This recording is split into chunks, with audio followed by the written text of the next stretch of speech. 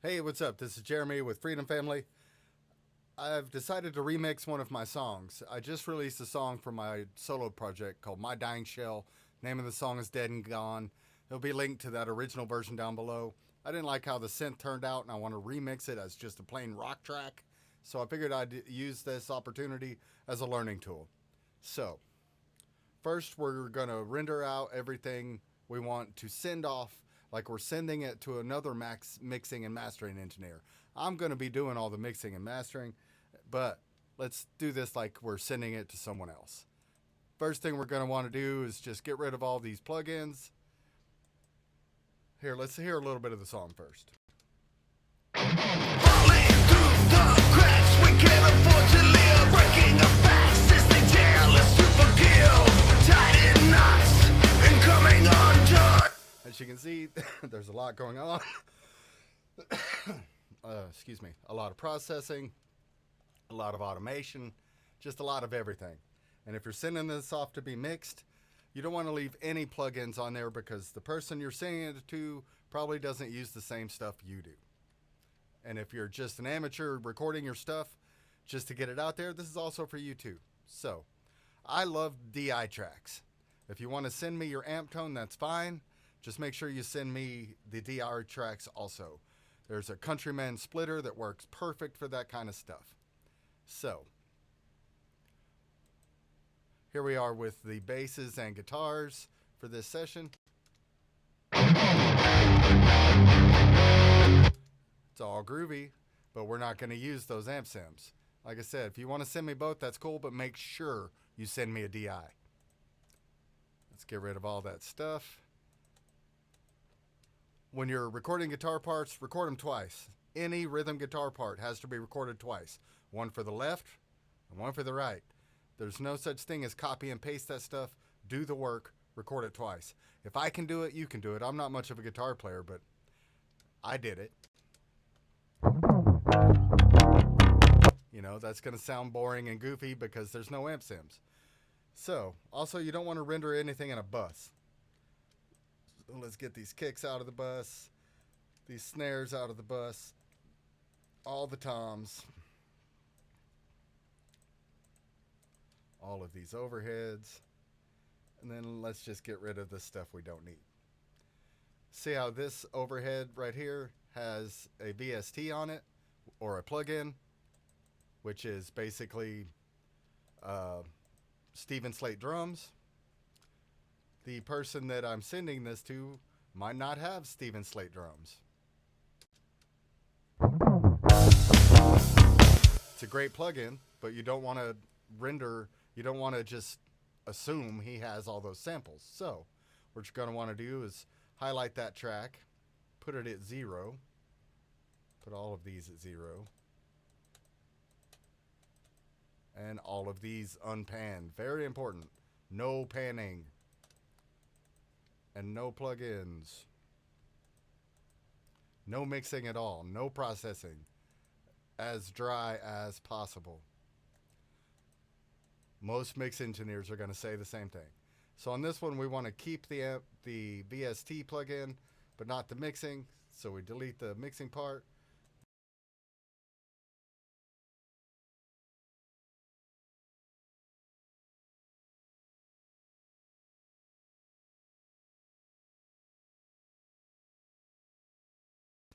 Sorry, while it's rendering, it cuts out my vocal mic. See how it muted this one? That's the one with the VST that we just rendered out. We don't need that one anymore. Let's make all these the same. All right, now we have all of our drums rendered out. I'm remixing this because I don't want the synth. I just didn't like it. I tried it, wasn't cool. Here's the synth. It was cool in the background, but after listening to it a few thousand times, I hate it. So I'm just going to delete all those. All right, so you want to get all of your vocals out of their buses, which you do the same thing like I did on the drums. You don't want anything in a bus. See how those are still in a bus? Highlight those, get them out of that drum bus.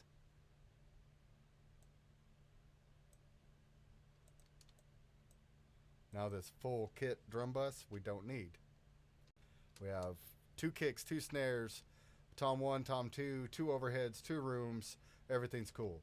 Do the same thing with all of those vocals. When you get done, it'll look like this. And of course you remove all of this, all of the VSTs. You want them all gone. Everything clean like this. See how there's nothing on here. No panning, no plugins, nothing. Let's listen to that.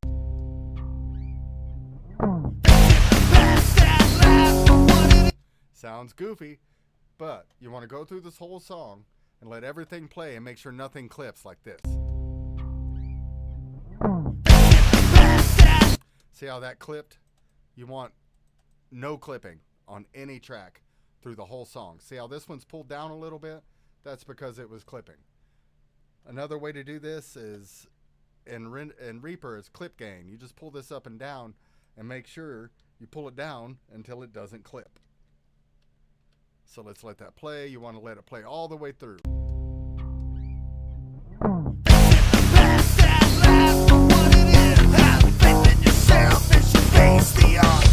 I've already done that, made sure nothing clipped, nothing is panned, there's no processing. This is ready to render. So we're going to bring up our, this is where I am going to render it to. Let's make a folder. Dead and gone dash stems dash 2024. All right, that's where we're going to render this stuff to. So this is very important. See how there's stereo tracks like this one and mono tracks. You want them to be rendered accordingly. If it's a mono track, render it mono. If it's a stereo track, render it stereo. Plus, go through and name all of your guitar parts. Guitar 1, DI left, guitar DI right. Don't make it Bob left and Chuck right. I don't know who those guys are. Make sure you label things correctly. Lead vocals 1, lead vocal 2, lead vocal mono, lead verse mono, mid vocal chorus left, mid vocal chorus right. That way you're telling him where you had an idea of where it's supposed to go. You got your sound effect vocal 1, sound effects vocals 2, SFX, sound effects. Just label them up right. Use common sense. It's pretty cool. Yeah, I'm sure you got this. If I can do it, anybody can. So, first thing we're going to want to do is grab all of the mono tracks. Let's do that right quick. There's an 808 here that's mono. Got both of our guitars and our lead guitar, our bass, our toms, anything that was recorded with one microphone or is a mono source. You can see it right here. 1 is 1, 2 is 2. Anyway, not trying to talk to you guys like your kids. You got this. So, got all of the mono tracks. Let's go to render. We want it to be on selected tracks, stems. It's different in every DAW. In the entire project, that way every track is the same length. There's a big reason for that. So let's go find that file that we just made. Let's go to this PC where I store stuff, mixes 2024, dead and gone stems 2024, the file, the folder we just made. All right, see how it says kick right here? You want to erase that, or it'll name all of your tracks kick 1. In Reaper, it's wildcards, but it's different in every DAW. You'll find a way to do this. You want it to print the track name that you designated earlier when you were naming your tracks. If you have it set the $track, all it's going to say is what you named the track. So, this is going there. Let's see how it renders.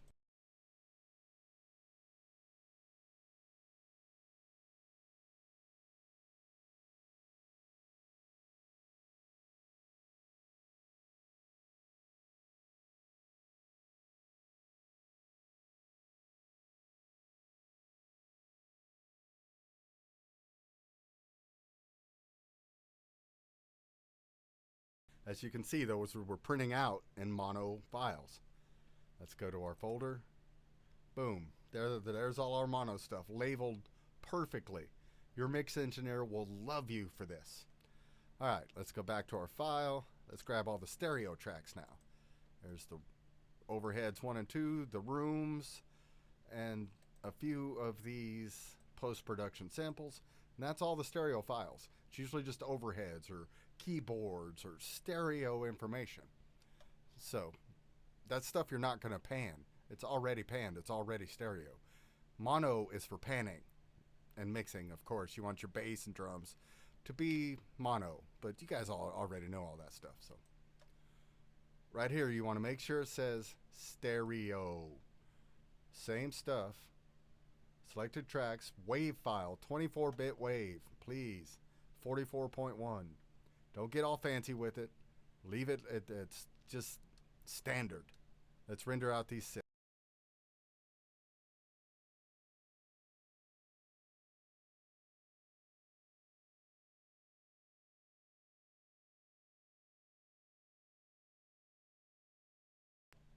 And again, sorry for the hand signals. It just it kills my microphone when it's rendering.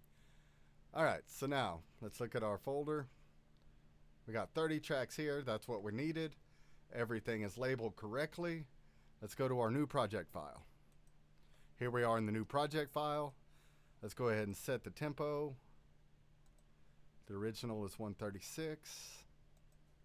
136. Oops. And let's name this. I'm going to remix this song and make a mixing series about it.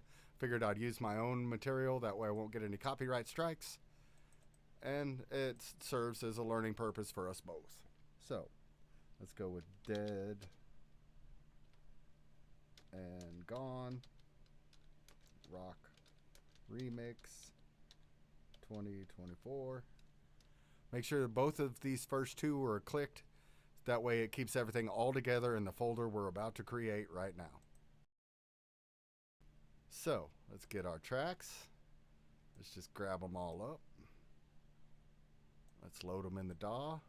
We want them all to be in the same position, but on separate tracks.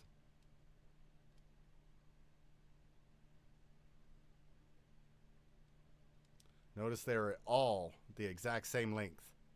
That is very important. So, this is perfect. Let's make this little narrow in the layout. Reaper is awesome. If you don't have Reaper, I feel bad for you. So, let's grab all these drums. Snare 1, snare 2, room, kick 1, kick 2, both the overheads. Let's drag those up to the top. I like it kicks first, then snares, then toms, then overheads, then rooms. All right, let's color those purple. Like my drums to be purple. Oops, it got everything. Let's highlight just the drums over here. All right, now let's get these one shots and post-production stuff together.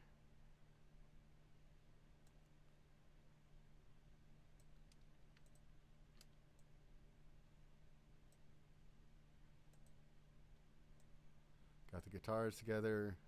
Okay, so here's the bass. Let's color that yellow. Let's make these, let's go with bass. Yellow again. Tried to color everything yellow. Highlight these two guitars, make them red. Highlight this lead. Make it pink. My favorite lead guitar player color. Let's highlight these post-production samples. I like those orange. There's one more somewhere. Here we go, sub 2.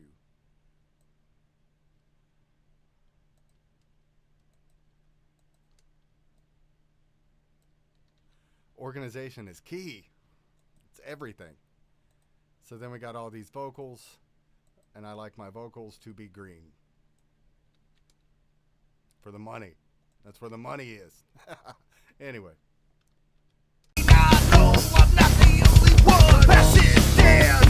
As you can see, since we went through and gain staged it, when we render it, it's ready to mix.